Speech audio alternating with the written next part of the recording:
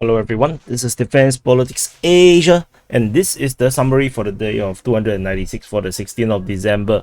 So let's start off with the southern front. At the southern front, there is reports of some artillery battles, but nothing significant.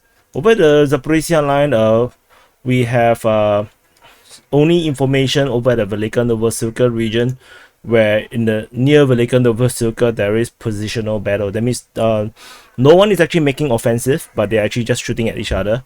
So that's near Velika Novosilka. Otherwise, the rest of the region in the Zaporizhia region is there's no fighting, or at least maybe it's just some artillery battles. Nothing significant to report. Over at the Donetsk front, so no Donetsk here. Over the Donetsk front, the Ukrainians continue their attack at Novomayorsky, Shevchenko, as well as fighting reported at Solotke. So the Ukrainians continue to attack across this Voleda line, where Voleda is the center. This entire line, the Ukrainians continue to be attacking within this region. But so far no success yet. The Russians are fighting further up north from the Voleda line. They are fighting over at Novomahailivka, Bojeda, or at Marinka. So the Ukrainians have been operating around here for the past few days, and Russians have been concentrating their effort at Marinka region. Moving on to the Pisky region, there is no reported fighting around this region. However, it is to note that the Ukrainians did mention that there is fighting in more than 20 settlements, and the list of settlements that they do list out are the usual ones that they seem to be reporting almost on a daily basis.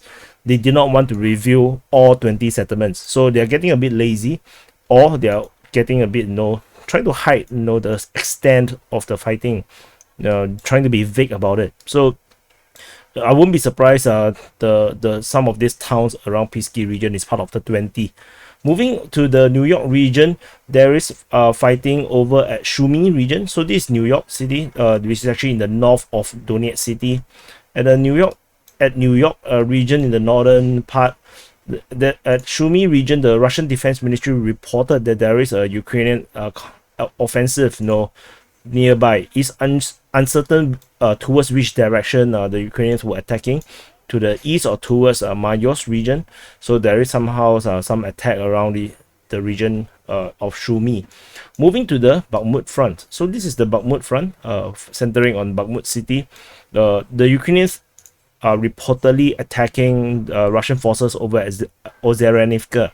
However, the Ukrainian Defense Ministry reported fighting over at Zelenopilia, just north of Ozeryanivka. And there is also fighting over at Andrivka here. This is Andrivka. And at Opine.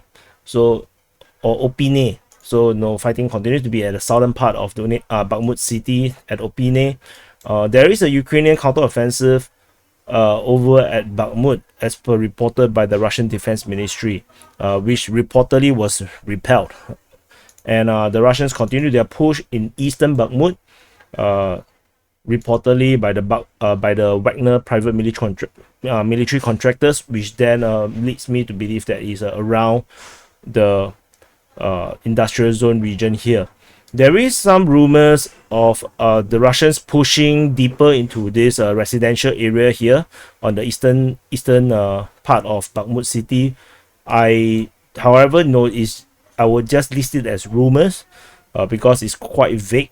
So just note that there is some probable progress by the Russians over in the eastern settlements or neighborhood in Bakhmut city. Further up north in Soledar region, we do not have any information. However, at Yakovlivka, according to Ryba, the pro-Russian source, this is also a corroboration of what I seen the day before, that the sweep of Yakovlivka has been completed. That means the clearing operations over at Yakovlivka has been completed, and this kinds of concludes the Battle of Yakovlivka. So according to the pro-Russian sources, they said that from Yakovlivka, their focus would now be on Soledar. So they're going to push south or southwestward towards Soledar region. feels a bit weird. So no, maybe I would thought that they will probably go more for Versailles over here, so that they can actually push northward towards Vimka and probably do some kind of flanking to the rear of Ivano-Darivka, which probably makes a bit more sense. Secure a line along the Sivas, on the opposite side of the Sivas line, and probably that will make more sense for the Russians rather than just keep going deeper and deeper. Over at the Sivas front, there is heavy fighting over at Bilohorivka with the Russians and Ukrainian trading blows in the Luhansk region, and now we are into the Crimea front. At Crimea, there is fighting reported near Dibrova in the forested region, as well as a Ukrainian attack near Terny, as well as at Nevsky. And information this coming from different sources. The Russian Defense Ministry reported the bottom two. This one is actually by another channel, which is, the translation is called Older Than Elder. It was reshared by Raiba, which is why I saw it. I do subscribe to Older Than Elder, but I don't use them as a major source. At Shevno-Popivka, the Russians actually was reported by the Russian Defense Ministry to have launched an attack in the area of Shevno-Popivka. However, Wargonzo reported that the Ukrainians launched an attack towards Holikove. Although I would suggest this information to be take it with a pinch of salt, because this was previously reported by the Russian Defense Ministry. I'm not sure if they deliberately just use the information on a delayed basis to, seems like they have something, not so sure. And the Russians were attacking over in the area of Ploshchanka as well, over the Crimea region. Further up north to the Svetove region, we do not have any information of fighting around here, which is probably one of the 20 settlements by the Ukrainian Defense Ministry, I guess. So I suspect that there is some Russian offensive around this region, which the Ukrainians might not want to talk about. And over at the Kupiansk region, at Kupiansk front, the Ukrainians were reportedly fighting towards Sofievka, and this is reported by Wargonzo. And similarly, this information was the day before reported by the Russian Defense Ministry, which is why I would say that there is some suspect to how Wargonzo do their reporting.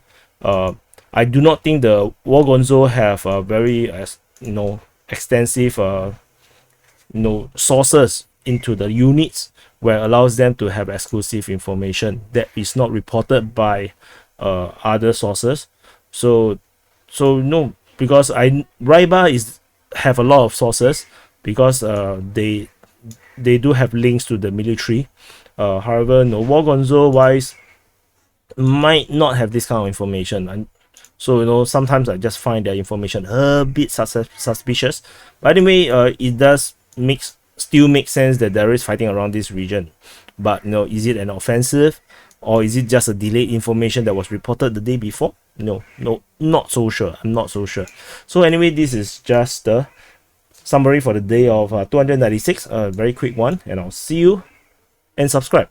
Do subscribe, and I'll see you in the next update.